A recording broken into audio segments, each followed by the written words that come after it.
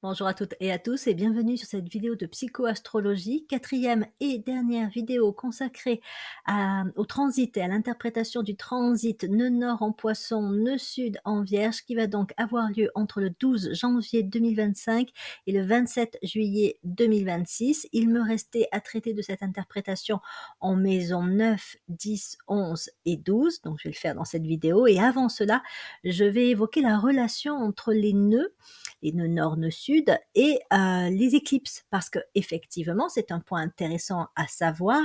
Donc une éclipse solaire, enfin une éclipse qu'elle soit solaire ou lunaire, se produit lorsque la Lune, la Terre et le Soleil s'alignent parfaitement dans le ciel. Cet alignement n'est possible qu'à proximité des nœuds lunaires, soit le nœud sud, soit le nœud nord, puisque ces nœuds lunaires marquent les points d'intersection entre l'orbite de la Lune autour de la Terre et le plan de l'écliptique, c'est-à-dire le chemin apparent que réalise le Soleil dans le ciel. On dit bien apparent puisqu'on le sait, hein, on le sait depuis longtemps, ce n'est pas le Soleil qui bouge, mais la Terre. Voilà, donc le plan de l'écliptique, c'est le mouvement apparent du Soleil autour de la Terre. Donc l'éclipse solaire, c'est quoi? En fait, l'éclipse solaire, c'est le moment de la nouvelle Lune, donc le Soleil et la Lune sont conjoints, et à ce moment-là, l'un des nœuds lunaires va se trouver à maximum 18 degrés 6 de cette conjonction entre Soleil et Lune. Là, à ce moment-là, il va y avoir une éclipse solaire. Plus le nœud nord ou nœud sud se rapproche de cette conjonction Soleil et Lune, plus l'éclipse sera totale. Et plus il sera éloigné, plus elle va être partielle. Et si effectivement voilà, le nœud nord ou le nœud sud se trouve en dehors des 18 degrés 6 d'écart, à ce moment-là, il n'y a pas, tout simplement pas d'éclipse. L'éclipse lunaire, donc même chose, on est toujours sur les 18 degrés 6, mais cette fois, il y a une opposition dans l'éclipse lunaire entre le Soleil et la Lune. Ça veut dire que le Soleil va se trouver dans un signe et la Lune va se trouver dans le signe qui se trouve donc en face ou à l'opposé.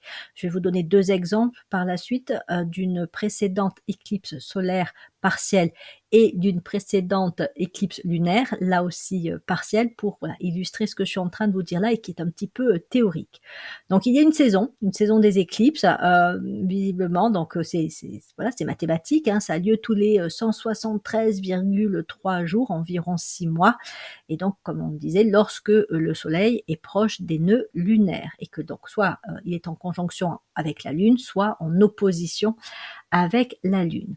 Et lorsqu'on regarde un petit peu quelle symbolique on peut trouver à ces moments d'éclipse, on pourrait dire, notamment, ce sont des hypothèses, après ce serait à vérifier, que lors d'une éclipse lunaire, le nœud sud nous invite à une dissolution, à une libération, à une introspection profonde, donc en rapport évidemment avec le signe et la maison dans laquelle il va se trouver pour tout un chacun, là où il va transiter au moment de l'éclipse, tandis que le nœud nord, lors d'une éclipse solaire, amplifie donc les désirs et pousse vers des changements assez importants ou des opportunités de transformation. Voilà, on est sur une idée avec l'éclipse solaire et donc le nœud nord d'un moment de mutation, de transformation, de changement possible. Donc après, à voir dans quel aspect de notre vie, c'est là où c'est vraiment intéressant d'aller voir dans quel signe et particulièrement pour le coup dans quelle maison il se trouve et l'écho que cela fait avec les configurations du thème de naissance. Est-ce que j'ai déjà des planètes, des configurations spécifiques dans la maison en question ou pas? Et donc, même chose avec l'éclipse lunaire qui, elle, évoque le fait de laisser aller, de se détacher, voire de vivre une forme de libération, donc en rapport là aussi avec le signe et la maison dans lequel elle va transiter. Donc je vous invite à être vigilant pour les prochaines éclipses lunaires ou solaires, à regarder votre carte astrologique, votre carte du ciel, vos transits à ce moment-là, à rapprocher effectivement ces configurations et voir si voilà, il y aurait effectivement dans la signification que vous pouvez en tirer, donc vous pouvez aller voir mes autres vidéos si voilà, c'est une maison vous avez identifié la maison dont il s'agit, ben, j'ai des vidéos sur les maisons astrologiques, sur leur interprétation. Voilà, moi ou d'autres astrologues, n'hésitez pas à aller voir comment s'interprètent de manière générale les maisons, les signes et les nœuds, évidemment, pour ensuite faire votre propre interprétation et éventuellement voir si c'est pas un moment un petit peu clé pour vous dans une année, voire carrément dans un cycle d'expérience, dans une période de vie. Bien, alors les 2 exemples quand même que je voulais vous donner pour illustrer un petit peu comment se présentent ces configurations astrologiques. La précédente éclipse solaire, la dernière, il me semble, hein, a eu lieu le 25 octobre 2022. Elle était visible depuis plusieurs régions d'Europe, y compris la France. Là où elle a été le plus marquée, c'était en Alsace, parce que c'était plus vers l'est en fait qu'elle a été vue, si je puis dire. Donc, je crois qu'en Alsace, elle était de l'ordre de 19%. Et puis après, il y a eu d'autres régions où elle était beaucoup moins marquée. Et donc, voilà, quand on regarde un peu comment se présentait la carte astrologique au moment de l'éclipse, donc effectivement, on a le soleil et la lune qui sont en conjonction, donc vous pouvez les reconnaître facilement sur la carte du ciel, ils étaient donc en scorpion, même si vous n'avez pas de connaissances trop en astrologie, bon, localiser le soleil et la lune, c'est pas le plus difficile, et vous voyez qu'ils carrément ils se touchent, voire ils se fondent l'un dans l'autre, tandis que vous avez, alors vous ne le voyez pas sur la carte, mais pour le coup, le nœud sud est également en scorpion, tandis que le nœud nord est en taureau, donc on voit que le nœud nord est indiqué à 13 degrés 23, ce qui veut dire que du coup le nœud sud est à 13 degrés 23 également, mais cette fois en scorpion, donc il est dans la courbe, mais alors bon voilà, il est en dessous des 18 degrés 6, donc on est à 1 degré 50 et quelques pour la conjonction soleil-lune, on est à 13 degrés pour le nœud sud en scorpion, donc on est en dessous des 18 degrés 6, mais voilà, on a quand même un certain décalage, ce qui explique que la dernière éclipse n'était pas totale. Voilà, donc là c'est la carte du ciel que j'ai calculée à partir de l'heure de l'éclipse en France et particulièrement en Alsace, puisque c'était là où elle était le plus marquée. Donc voilà, après évidemment, hein, c'est juste un exemple puisqu'il faut personnaliser ça en fonction de ses propres configurations, puis du là où on était au moment de l'éclipse. La dernière éclipse lunaire, elle, a eu lieu il n'y a pas si longtemps que ça, hein, un peu moins d'1 an, le 5 mai 2023. On l'appelait, enfin, c'était une éclipse lunaire prénombrale, c'est-à-dire qu'il y avait juste une légère ombre terrestre qui assombrissait la Lune, donc qui se projetait sur la Lune. Donc elle a été visible, alors si les conditions évidemment le permettaient, pour une grande partie de l'Europe, de l'Afrique, de l'Asie et de l'Australie. Et donc la carte du ciel que j'ai obtenue là encore en calculant en fonction de l'heure en France où a eu lieu cette éclipse lunaire, et je crois que là j'ai pris Paris au hasard comme lieu pour calculer la carte du ciel. Donc, mais voilà, pour montrer dans les grandes lignes que donc cette fois on a un soleil en taureau et la lune donc qui est en opposition se trouve elle en scorpion, donc c'est un moment de pleine lune hein, tout simplement, tandis que le nœud nord va se trouver dans l'amplitude des 18 degrés, puisque donc le soleil était à 14 degrés quelques du taureau, le nœud nord à 4 degrés et quelques, donc on est dans une amplitude de 10 degrés, tandis que le nœud sud, lui, était pas loin de la lune, hein, pour le coup, en scorpion. Donc voilà, les conditions à remplir pour qu'il y ait une éclipse, c'est que forcément les nœuds nord et sud soient, si je puis dire, donc alignés, impliqués dans cette configuration, ce qui rajoute hein, une certaine importance et un certain une certaine signification un peu mystérieuse, non seulement voilà à cet axe, hein, nord, nord, sud, mais également à ces moments que sont les moments d'éclipse. Alors après, on va pas tous vivre des grandes transformations ou des grandes dissolutions, au moment, des éclipses. Mais voilà, ça peut être intéressant de voir, les configurations que l'on a au moment où se produisent des éclipses et donc prochaine éclipse pour le coup, hein, quand est-ce qu'on va être, vigilant. Donc la prochaine éclipse sera une éclipse solaire partielle. Elle va avoir lieu le 29 mars, donc de l'année prochaine, de l'année 2025. Et donc, elle va être visible surtout au niveau du pôle Nord.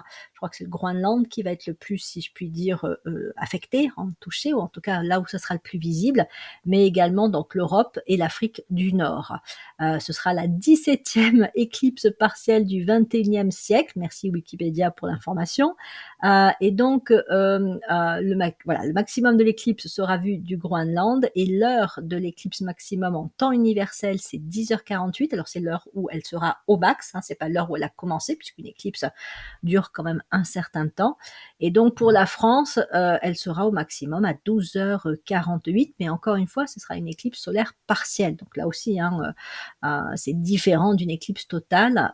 Donc voilà, c'est du partiel. Donc, comme c'est une éclipse solaire, on retrouve la conjonction entre le Soleil et la Lune. Donc le 29 mars, nous serons dans le mois du Bélier. Donc ce sera le moment de la nouvelle Lune en Bélier. Et nous aurons donc le nœud nord. Alors cette fois, lui va être en Poisson, mais dans les fameux 18 degrés 6 d'amplitude. Alors voilà, c'est vraiment assez limite, si je puis dire, tandis que le nœud sud, lui, elle sera en Vierge. Hein, voilà, c'est ce qui a, c'est l'objet de mes vidéos, hein, axe nœud nord en Poisson et nœud sud en Vierge. Donc là, bon, si je regarde comme ça, hein, juste cette configuration, pour moi, ce qu'elle évoque entre ce Soleil et cette Lune en Bélier et donc ce nœud nord en Poisson, c'est un espèce peut-être d'entre-deux entre un ancien temps à laisser aller, d'anciennes valeurs, d'anciennes façons d'être, des émotions peut-être aussi toujours à évacuer, un travail donc de libération tel que le Poisson sait l'entreprendre, et un travail de renouveau, d'ouverture, d'initiation tel que le Bélier l'amène. Donc ça sera peut-être un moment de choix en fait, la période autour, hein, de l'éclipse, c'est-à-dire le choix entre le fait de garder le passé, de rester dans une forme de conscience qui est nourrie par des perceptions, des opinions, des valeurs, des croyances, des émotions liées au passé, ou alors un moment donc un peu d'initiation avec cette idée que voilà, on peut basculer dans un nouveau monde, on peut rentrer dans un nouveau cycle avec donc cette conjonction. Bon, à voir, hein, à voir. Alors évidemment, hein, ça va pas forcément être perçu clairement à la date du 29 mars. Ce sera le moment on va dire, des influences et peut-être un moment de choix. Alors, on peut le faire consciemment, hein, on peut activer, on va dire, les influences en disant, voilà, je choisis de rentrer dans un nouveau monde et donc de laisser derrière moi ce qu'il n'y a plus lieu d'être. Donc de le faire vraiment en conscience, ça peut même être avec un rituel, hein, des rituels d'accompagnement à cette intention forte, hein, d'autant plus que le Bélier, c'est vraiment le signe qui est relié aux intentions. Hein. Quelle est l'idée, quel est le plan, quelle est l'intention, qu'est-ce qui va déclencher le mouvement en moi. On est renvoyé à son être profond avec le Bélier, hein, à son essence, à ce qui est essentiel en soi. Donc voilà, on va clarifier aussi nos intentions. Peut-être qu'il y aura aussi une connexion un peu, si je puis dire, spirituelle, puisque le Bélier peut aussi renvoyer au plan de l'âme. Donc voilà, il y a une espèce de réaffirmation du plan d'incarnation. Mais comme je disais, on peut aussi être pas testé, mais en tout cas, on peut voir se réveiller des anciens schémas, des anciennes valeurs, croyances, fonctionnements, et donc avoir un choix à faire. D'autant plus que, alors avec la carte là que j'ai obtenue, hein, si l'ascendant se trouve comme là sur la carte en Cancer, donc là c'est à 29 degrés 21 du Cancer, on a encore plus cette idée de passé qui revient un petit peu en avant, comme s'il nous disait, bon ben qu'est-ce que tu fais? Est-ce que tu continues à me nourrir? Est-ce que tu continues à donner la prépondérance à tes peut-être attachements passés, à ce que tu as, aux empreintes en fait, hein, qui ont pu être laissées, par rapport à des histoires passées? Ou est-ce que tu nourris, l'avenir, tu nourris le champ des possibles, tu nourris des intentions qui vont te permettre d'avancer? Bon, après voilà, il y a l'intention et l'affirmation, puis il y a, aussi des fois le fait de faire face à certaines réalités, parce que même si on a l'intention de passer, de passer ou d'avancer, si on traîne, si je puis dire, des casseroles, et qu'elles sont pas si faciles que ça à lâcher, ben, elles vont aussi, remonter, et c'est là, ça va être intéressant justement si on fait ce travail, en conscience, de voir ce qui se, produit dans les, semaines, mois, à venir. Parce que du coup, ben, lorsqu'on lance comme ça une intention, ben, d'autant plus si elle est claire, hein, on va recevoir une réponse de l'univers, et cette réponse, ça va être soit effectivement la remontée des vieilles casseroles que, bah, soit on n'avait pas encore conscience qu'on les traînait encore, soit voilà, il y a un attachement fort, et donc c'est pas si facile que ça de les lâcher, mais du coup, va peut-être falloir faire un travail spécifique pour s'en défaire, hein, donc le travail d'épuration, hein, du poisson auquel invite le nœud nord en poisson.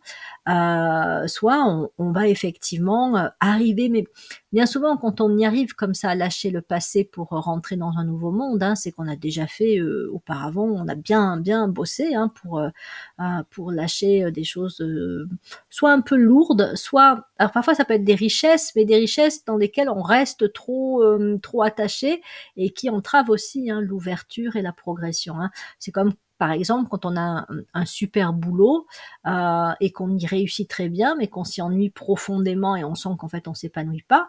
Donc il y a une vraie richesse. Simplement, bah, si il n'est plus temps d'y rester, bah, effectivement, une configuration en bélier telle qu'elle est là pourrait inciter à en changer. Mais voilà, est-ce qu'on sera prêt à faire ce transit, ce changement ou pas?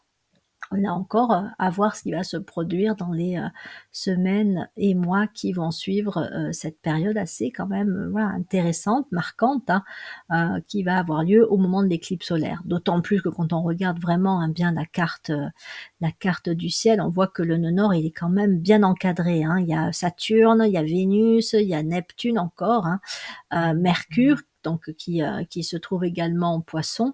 Donc voilà, il y a vraiment à la fois l'idée, d'un travail d'épuration, de libération, un peu même de renoncement qui peut se produire. On se décharge, on se désencombre, on se détache, on se désidentifie de ce qui appartient au passé, et en même temps, voilà, avec le Poisson, il y a quand même aussi la possibilité de s'imprégner, de ce qui pourrait être des qualités, des valeurs, supérieures. Mais bon, s'imprégner alors qu'on est encore encombré, c'est un petit peu compliqué, hein. C'est comme quand on veut nettoyer sa maison, sans l'avoir rangée au préalable, compliqué, de frotter le sol si, bah, il y a plein d'objets, qui s'y trouvent, quoi. Enfin voilà, c'est une image, mais ça exprime un peu ce qui pourrait se produire au moment, enfin ce qui pourrait se produire, la porte qui pourrait s'ouvrir au moment de cette éclipse solaire, et donc après le travail qui pourrait être enclenché.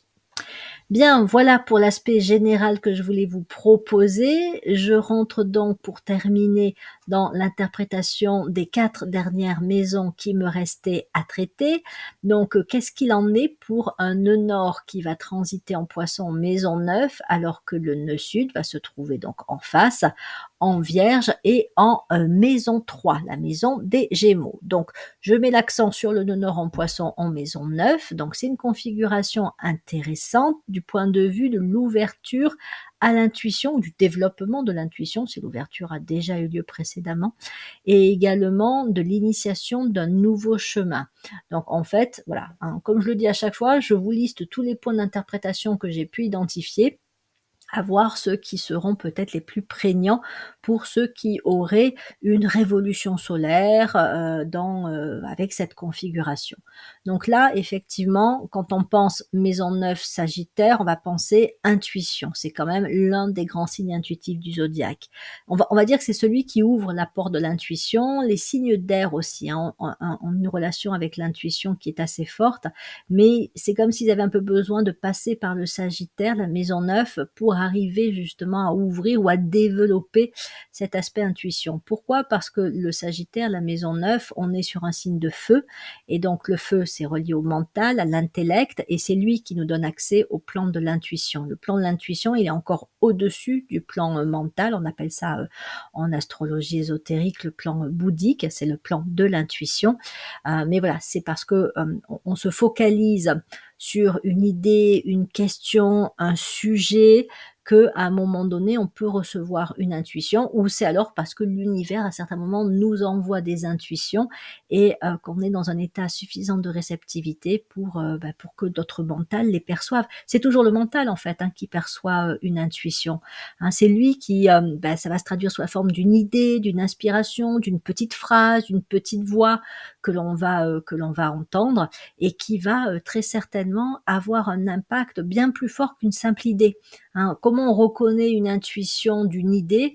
Déjà une intuition, elle arrive des fois, on ne sait pas trop comment, d'où. Voilà. Une idée, en général, on a des pensées qui suivent leur cours et donc voilà, on chemine dans nos réflexions, donc voilà, ça nous amène à avoir des idées. Une intuition, elle est un peu parachutée, quoi. Elle arrive, on s'y attendait pas, c'est le visiteur qui sonne à la porte alors que voilà, on n'avait pas, on n'attendait pas spécialement.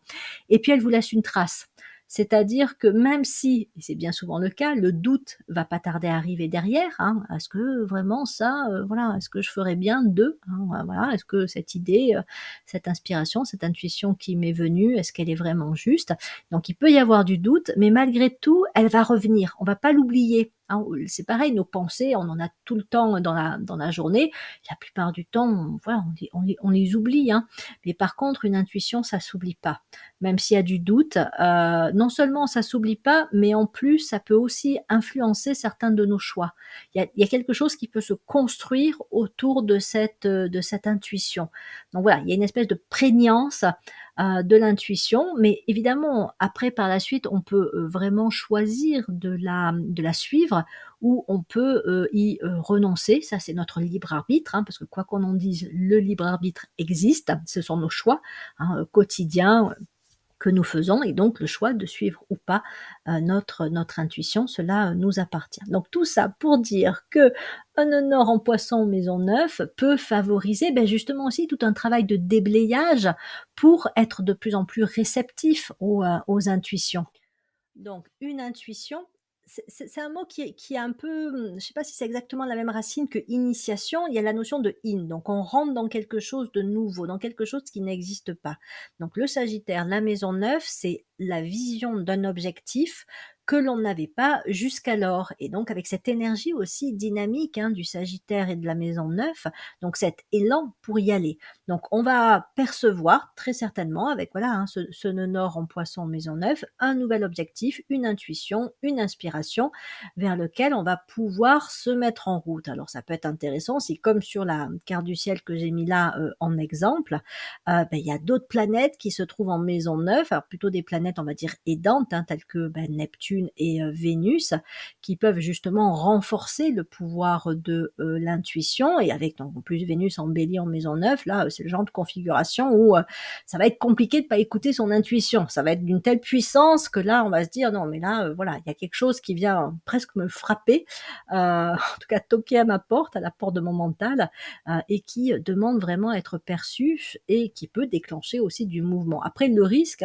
parfois aussi, alors il y a le risque de ne pas écouter son intuition, mais il y a le risque de l'écouter et de partir un petit peu trop en mode précipitation. Allez, je fonce, j'ai écouté mon intuition. Il faut aussi un petit peu, voilà, un temps de réflexion, d'organisation, de planification pour que l'intuition puisse, si je puis dire, descendre le mieux possible. Il ne faut pas non plus foncer tête baissée au risque de se planter et de perdre justement aussi la qualité de l'intuition. Plus évidemment aussi des qualités qui sont propres à la maison 9, donc le Sagittaire, énergie de feu. Donc comme je disais, bon, c'est vrai, un risque peut-être de précipitation si il n'y a pas tant le nœud nord en poisson en maison 9, c'est plus il y a aussi des planètes en bélier en maison 9 où là on pourrait vraiment avoir envie de trop aller vite, mais voilà, ça va apporter aussi de l'enthousiasme. Ça peut apporter aussi une forme de courage, de dire, ben, en fait, c'est l'appel vers de nouvelles régions, vers un nouveau monde. Donc il faut quand même un certain courage. Ça veut dire sortir du connu, sortir de sa zone de confort, de ce qui est maîtrisé, qui est pas forcément toujours plaisant, mais au moins, voilà, on sait ce qu'on a et on sait ce qu'on va continuer à voir si on reste sur ce chemin-là. Or, le nœud nord en Poisson Maison Neuve peut tout à fait vous inviter, ben justement, hein, à conclure un chemin, à en terminer avec un type de priorité pour rentrer dans un nouveau monde, explorer un nouvel objectif majeur. Donc ça peut développer ça, tout comme ça peut développer l'esprit aussi de focalisation et de concentration que peut avoir donc le Sagittaire et la Maison Neuve, où effectivement on a un objectif et on ne le perd pas de vue. Et alors là aussi, hein, ça peut être un excès, on ne voit plus que ça, donc ça devient le seul truc valable dans la vie, il ne faut pas non plus exagérer. Bon, là aussi, hein, avoir les configurations globales, mais voilà, ça peut être intéressant en tout cas d'avoir cet élan et cette énergie de focalisation, surtout si on avait tendance à s'éparpiller ou à vite baisser les bras ou à vite arrêter au cours des cycles précédents. Là, ça serait de dire, bah oui, j'ai un objectif et je vais y aller et je vais pas lâcher, quoi. Voilà. On va le retrouver aussi un petit peu avec la maison 10, où c'est moins une question d'intuition, mais vraiment plus une question d'aller au bout des choses. Voilà. Donc maison 9, maison 10, il y a cette idée de persévérance et donc de focalisation et concentration assez forte sur un objectif donné. Donc voilà, comme je disais, détachement, alors aussi bien par rapport à des valeurs, des motivations, des priorités, un objectif passé, mais également par rapport à oui, une orientation, un chemin qui a été suivi. On peut être amené aussi à bouger en termes justement de lieux physiques, hein. La maison neuve, donc le Sagittaire est très relié à l'international, au voyage, à l'étranger. Donc voilà, ça peut être un moment aussi où on va se sentir éventuellement appelé vers l'étranger. Alors après voilà, hein, ça peut être aller à l'étranger, mais c'est vivre une expérience que l'on n'a pas encore forcément vécue. Donc c'est ça aussi, hein, l'étranger. C'est faire autre chose que ce que l'on a fait, hein, sortir, comme je disais, de sa zone de confort. Il peut s'agir donc aussi de dissiper des peurs, hein, parce que le poisson peut faire remonter une hypersensibilité, une hyperréactivité, donc aussi des peurs. Et là, avec le nœud nord en Poisson Maison Neuve, on aura peut-être un petit passage traversé de peur, hein, la peur de l'inconnu, la peur d'oser, hein, se lancer dans quelque chose de nouveau. Mais voilà, ça fera partie du chemin. Dépasser ses peurs et ses doutes. On peut aussi retrouver une inspiration en lien avec son chemin d'incarnation. J'en parlais déjà pour le nœud nord en Poisson en maison 1, parce que donc la maison 1, c'est le bélier, donc la question du plan, hein, qu'est-ce que je suis venu faire dans cette vie, hein, c'est ça que pose l'ascendant et la maison 1, c'est quoi mon plan d'incarnation, c'est quoi le projet d'âme, si je puis dire. Et la maison 9 peut aussi aider à retrouver son chemin d'incarnation. Est-ce que je me suis éloignée ou est-ce que je suis sur mon chemin d'incarnation, et voir comment je peux progresser, franchir une étape dans ce chemin d'incarnation. Donc on peut, si je puis dire, être un peu remis sur les rails ou boosté sur les rails de son chemin d'incarnation. Bon, rail, c'est peut-être pas forcément le bon mot, parce que ça donne l'impression qu'effectivement il n'y a plus de libre arbitre pour le coup, puisqu'on est sur des rails, mais quand même, voilà, on a même sur des rails, hein, il peut y avoir des bifurcations, il peut y avoir aussi des arrêts. Donc là, il va s'agir éventuellement de se reconnecter aussi, hein, c'est une invitation, hein, le signe de fusion qui est le poisson peut nous permettre de vraiment nous réimprégner de notre chemin d'incarnation. Donc ça, voilà, on peut développer l'intuition, on peut développer le contact et la perception de son chemin d'incarnation, si on s'en est écarté ou pas, ou voilà, quoi mettre en œuvre pour aller un petit peu plus loin. C'est évidemment aussi, hein, une configuration qui peut être très spirituelle. puisque là, à partir de la maison 9, hein, maison 9, 10, 11 et 12, on rentre dans ce qui est à considérer comme les maisons de transcendance, hein. C'est intéressant d'ailleurs parce que le 9, en tout cas le mot français, hein, 9, bah, c'est le chiffre, mais c'est aussi la nouveauté, hein. Donc voilà, on va vers quelque chose de neuf. Bon, ça marche pas avec d'autres langues telles que l'anglais par exemple, hein, où là on a deux mots différents entre le chiffre et la notion de nouveauté, mais en français, ça marche très bien. Donc on va vers quelque chose de neuf. Voilà, le neuf, la maison 9, on va vers du neuf, on va vers du nouveau. Quoi d'autre? Donc oui, alors après ça peut aussi nous donner envie, de, évoluer ou de changer, en termes d'orientation, professionnelle, orientation, oui, de vie, orientation sur le plan de voilà, comme je disais, de priorité. Donc ça peut être quand même, parce qu'on est aussi sur 2 signes de la croix mutable entre le Poisson et le Sagittaire de la maison 9. Donc on peut être un peu en mutation avec une telle configuration. Si on fête son anniversaire avec, ce type de configuration, on va peut-être traverser une période oui, un passage en fait, hein, un passage, une espèce de mutation. Alors après, elle peut être plus ou moins importante et ce sont les autres configurations aussi qui pourront indiquer quels sont les aspects de soi et de sa vie qui peuvent être particulièrement en mutation pendant un tel cycle. Et puis, ben, pour ceux qui sont déjà bien avancés sur leur chemin d'incarnation ou qui ont une perception claire, enfin, même si ils vont pas dire c'est ça mon chemin d'incarnation, mais ça se traduit par des choix de vie, des choix de métier qui ne posent pas forcément voilà énormément de questions. On sait qu'on est à sa place ici, là, on sait que c'est telle activité qu'on aime faire et qu'on aime aussi, dont on aime parler, partager avec d'autres. Et dans ces cas-là, cette configuration du nœud nord en Poisson en maison 9 peut venir accentuer la capacité à guider, conseiller, accompagner, coacher. Bon, vous savez, si vous avez écouté de précédentes vidéos que je fais sur le Sagittaire et la maison 9, voilà, on l'appelle à la fois le signe des aventuriers, le signe des coachs, des guides, des accompagnateurs. Donc, il peut y avoir un développement de la capacité à guider et en plus imprégné par l'amour. Hein. Ben là encore, il faut que le cœur soit suffisamment ouvert pour ça, mais le Poisson, c'est quand même l'un des grands signes, si ce n'est pas le grand signe de l'amour. Donc voilà, guider en étant aussi un canal ou en étant de plus en plus imprégné par des énergies et par des qualités qui sont des déclinaisons hein, de l'amour. Hein. Ça peut être l'empathie, oui, être de cœur avec l'autre, ça peut être la capacité à soutenir, encourager. Voilà. Alors après, on va trouver des tas de déclinaisons à l'amour, y compris la sagesse, hein, donc guider aussi avec sagesse.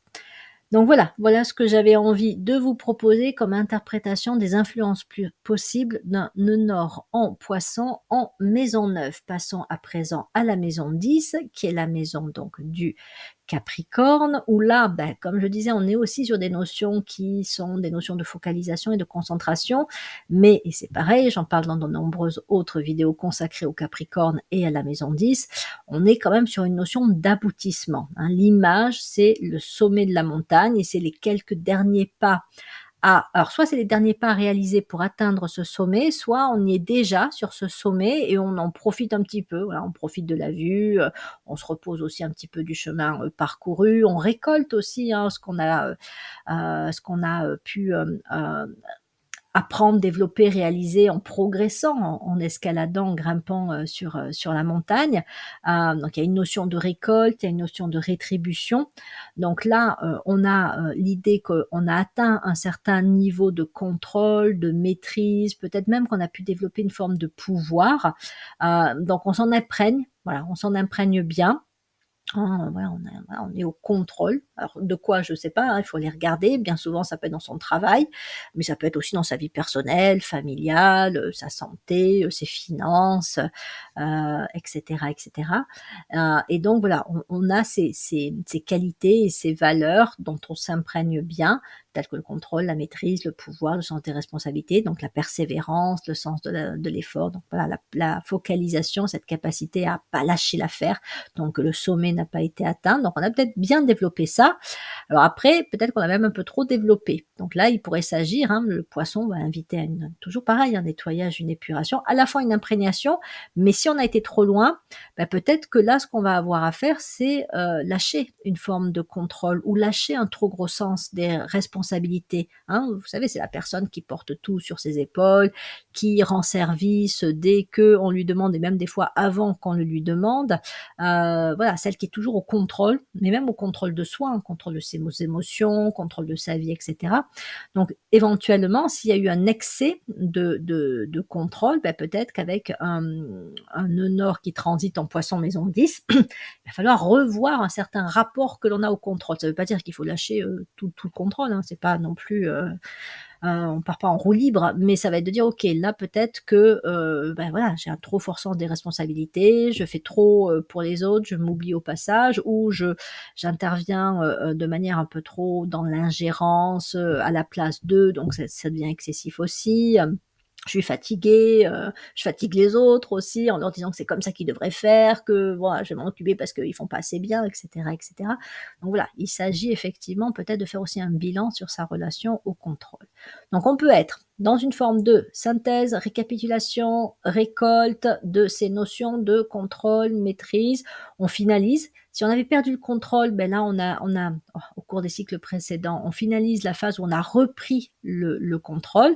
Et si on est trop loin dans le contrôle, ben voilà, il y a peut-être un petit lâcher prise à avoir et on va dire un réajustement de sa relation au contrôle.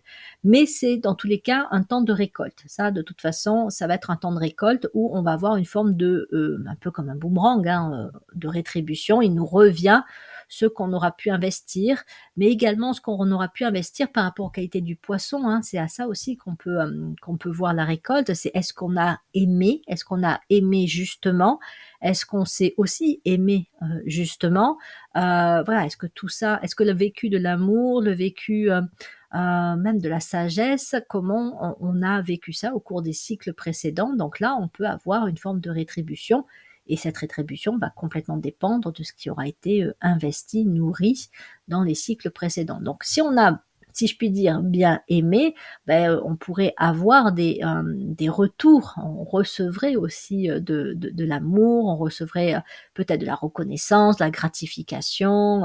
Alors ça peut être des autres, hein, des proches, mais ça peut être aussi de l'univers. Ça peut être une phase où on reçoit des choses en fonction de tout ce qu'on a pu donner, de la générosité, du cœur dont on a fait preuve au cours des cycles précédents. Par contre, si on n'a pas assez aimé, mais y compris soi-même, hein, si on ne s'est pas suffisamment aimé, ben là, la rétribution pourra mettre l'accent sur ben justement ce manque d'amour, amour des autres, amour de soi.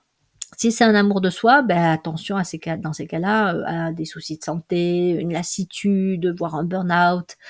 Si on a l'impression qu'en permanence, on est utilisé par les autres et que voilà, on n'a justement pas suffisamment de reconnaissance.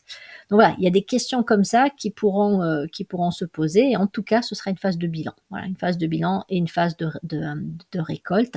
Et ça pourrait être aussi le moment de faire un bilan sur les formes pensées, les opinions, les valeurs, les conceptions que l'on a le plus nourri et maintenu au fil des ans. Parce que là aussi, il peut y avoir une récolte de fait et il peut y avoir un tri. Hein, voilà, si je suis toujours conditionnée par des valeurs ou des formes pensées qui sont reliées à des manques dans l'enfance, à des injonctions qui en fin de compte ne me rendent pas réellement heureux, mais que je continue quand même à poursuivre, ben là aussi c'est pareil, il pourrait y avoir une récolte, un retour, en effet boomerang, qui ne sera pas forcément des plus joyeux, mais l'idée c'est de le voir pour faire un choix et pour se désencombrer, hein, façon poisson, hein, désencombrement, épuration, libération, on laisse le passer. Hein.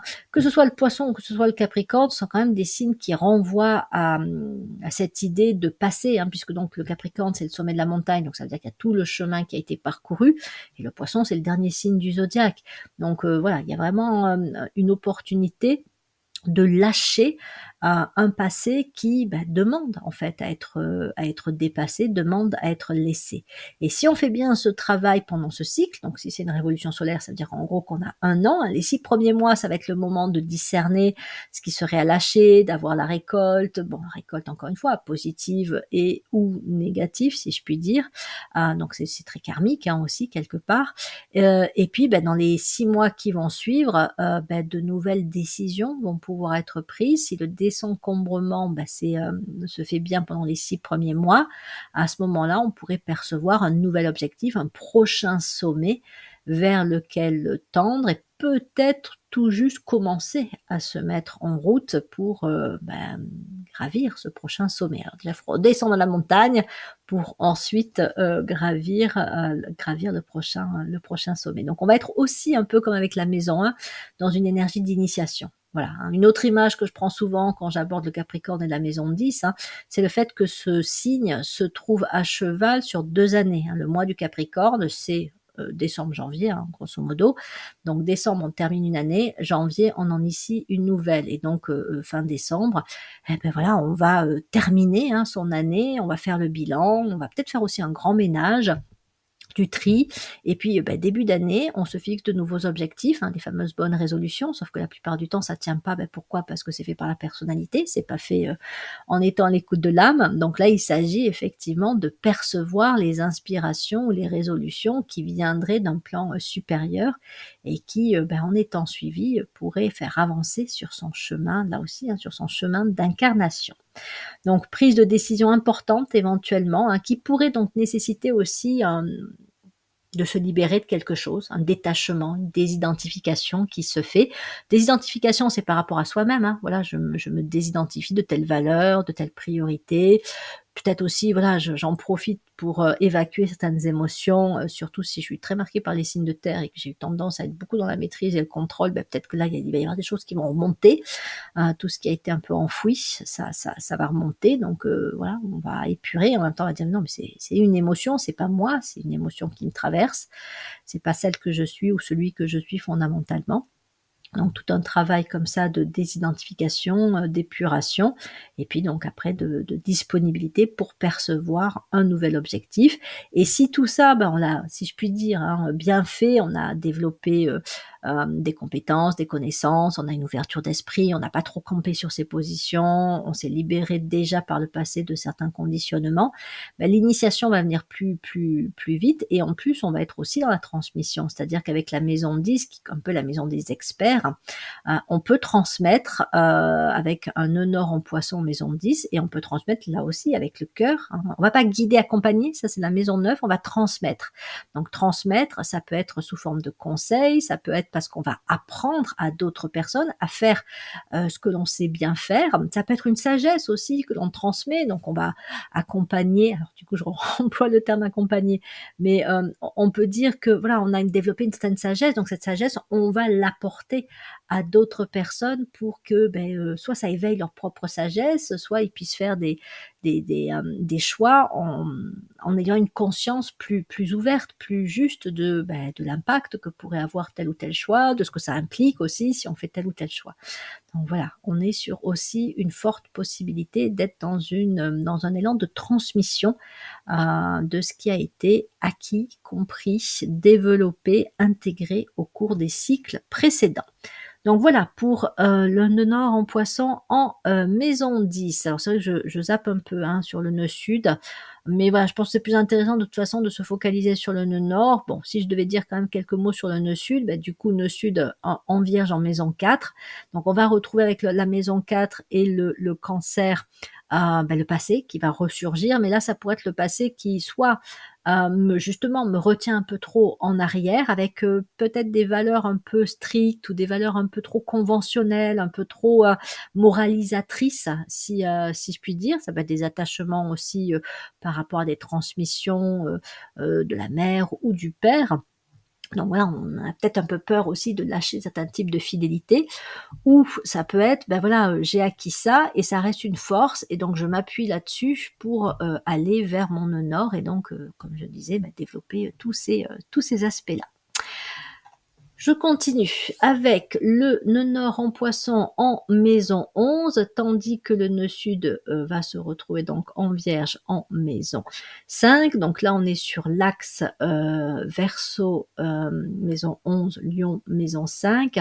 Donc là, on a une inspiration, on a une imprégnation, comme avec le nœud nord en poisson maison 5, pour contacter des qualités et des valeurs qui vont favoriser l'expression du meilleur présent en soi. Si vous voulez, disons que la différence entre la maison 11 et la maison 5, c'est que la maison 5, c'est le lion. Donc voilà, on va développer personnellement telle qualité, telle capacité, un peu, j'allais dire, pour son avantage personnel, mais c'est tout un travail de connaissance de soi, hein, ça permet de mieux se connaître. Avec la maison 11, on va aller plus loin parce que, en gros, il va y avoir aussi une impulsion à diffuser. C'est-à-dire que ces qualités, ces capacités que l'on va contacter et qui vont chercher à se manifester vont l'être pour, si je puis dire, le plus grand nombre, c'est-à-dire dans un élan de diffusion. Comme la maison 11, donc le Verseau, on est sur une maison de communication, ça peut être un cycle très intéressant pour communiquer, s'exprimer d'une façon ou d'une autre, mais avec une créativité intellectuelle qui va être forte, hein. On va avoir un projet important, on va avoir des idées et on va vouloir donc les exprimer avec, encore une fois, cette idée de diffusion, hein. Par exemple, ça peut être un moment où, si on hésitait auparavant, on en avait envie, mais on hésitait un petit peu, hein, donc poisson, on va lever des inhibitions, hein. Si on hésitait à prendre la parole en public pour faire des conférences, pour faire des podcasts ou carrément voilà, des vidéos qu'on va partager avec d'autres, là, avec une telle configuration, on pourrait passer le cap. Après, ça peut être aussi de s'exprimer tout simplement, si je puis dire, des fois c'est même le plus compliqué, auprès de proches, hein. Ça va être de libérer aussi une forme d'expression. Donc on va vers une plus grande expression, c'est la liberté d'être soi-même, la liberté d'être le meilleur de soi-même, et donc de pouvoir aussi voilà, l'exprimer, le manifester le plus pleinement, le diffuser. On peut contacter aussi des qualités ou des valeurs telles que la fraternité, hein, ça fait partie de ce qui est porté par le Verseau, la maison 11, hein, donc voilà, liberté, égalité, fraternité. Donc après, on peut aussi toucher à une énergie de service, de diffusion.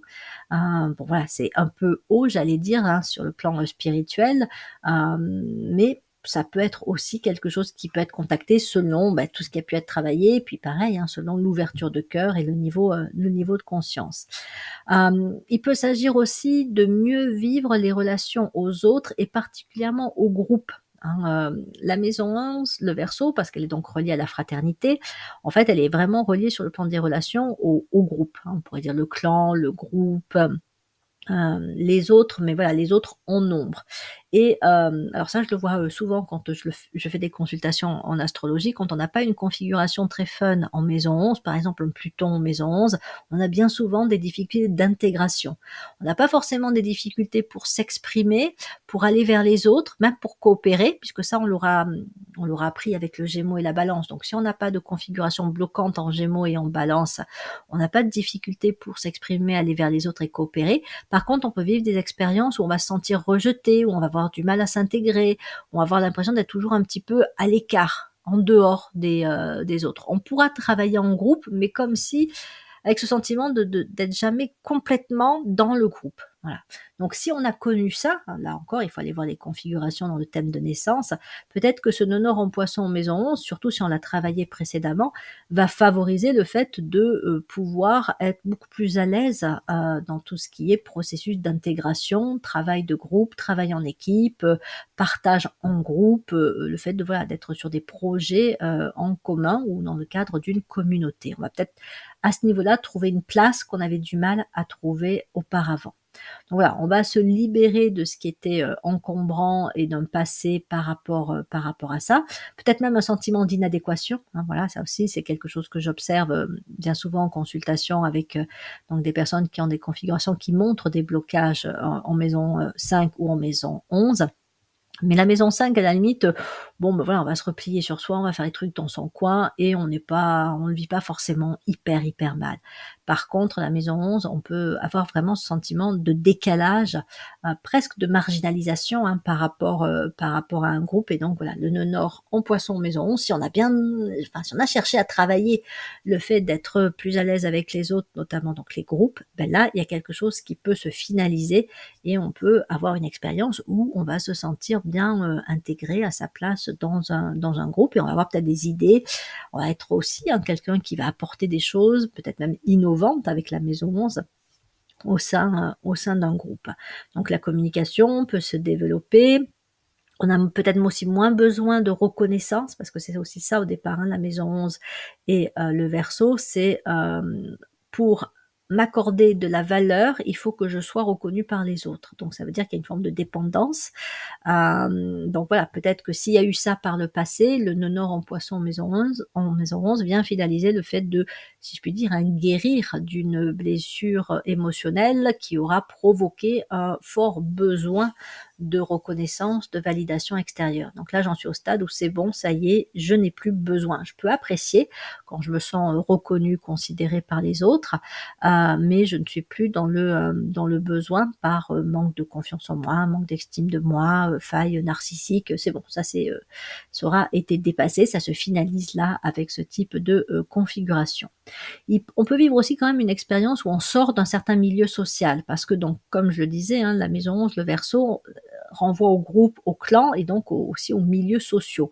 Mais là, ce serait pas une exclusion, ce serait plus dans le sens de, voilà, j'en ai un peu marre de voir toujours les mêmes personnes, et en plus, j'ai pas forcément d'affinité avec ce type de personnes, les sujets de conversation ne m'intéressent pas, leurs valeurs sont pas franchement les miennes. Donc là, on va jusqu'au bout d'un travail de réalisation, on se dit mais en fait je me sens pas à ma place là, simplement on avait peut-être des appréhensions à prendre ses distances par rapport à ce groupe, à ses valeurs, ou à un type de travail et d'environnement professionnel, et là on peut dire non mais c'est bon, allez hop, je vais aller voir ailleurs, et puis je vais me rapprocher de personnes, d'un environnement dans lequel je me sens tirée plus en affinité sur le plan des valeurs. Donc voilà, toujours pareil, une période aussi peut-être de transition, où on va quitter un milieu pour rentrer dans un autre milieu, où on va développer sa créativité, développer sa capacité à innover, voire à révolutionner.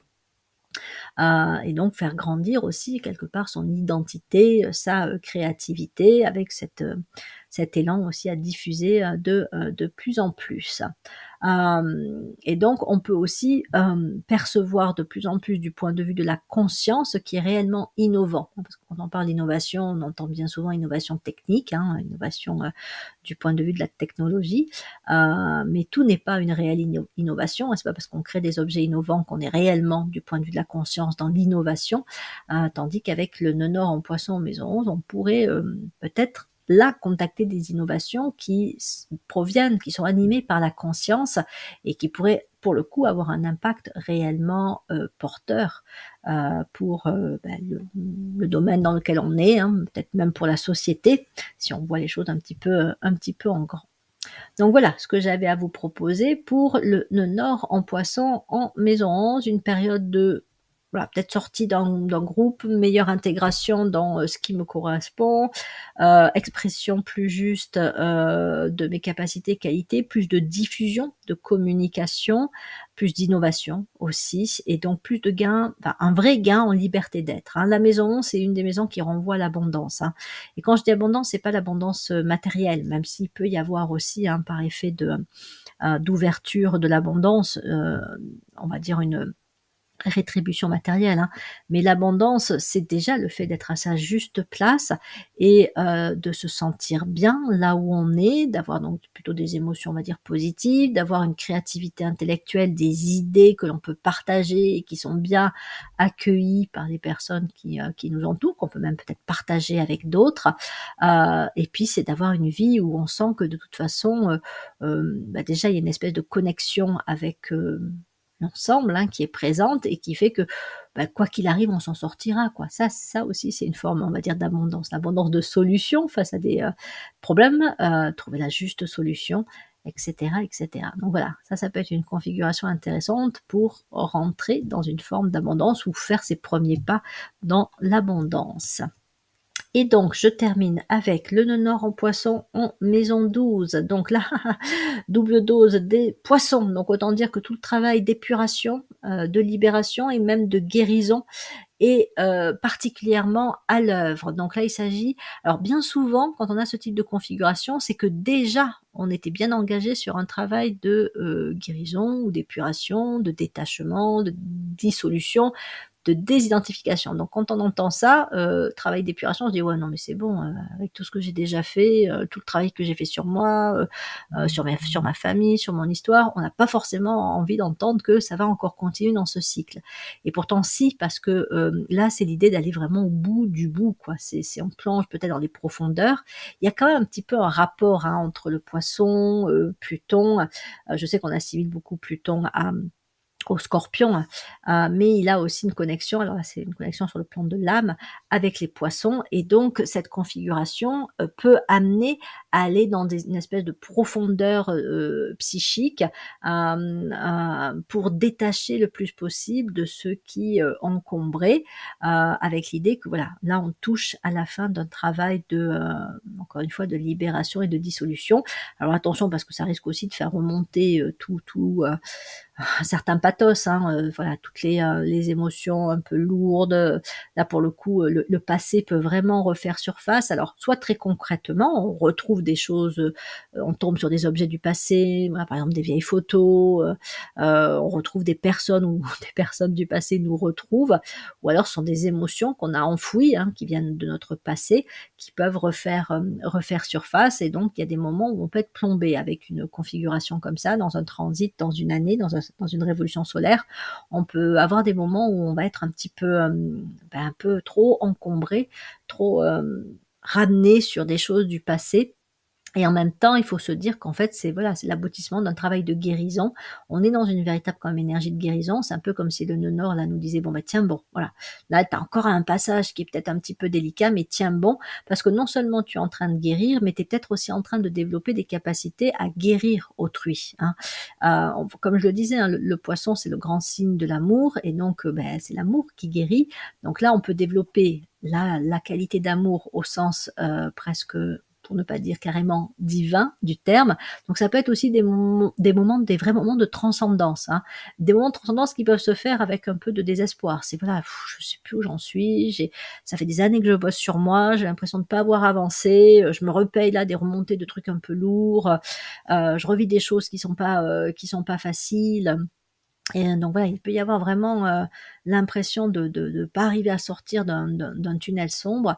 Et donc à ce moment-là, il faut arriver autant que possible à se connecter justement à ce qui est supérieur, voilà, quel que soit le nom qu'on y met derrière, ou une figure aussi hein, spirituelle qui nous parle particulièrement. Hein, peu importe que l'on soit d'une religion ou d'une autre, ou qu'on soit pas même d'une religion.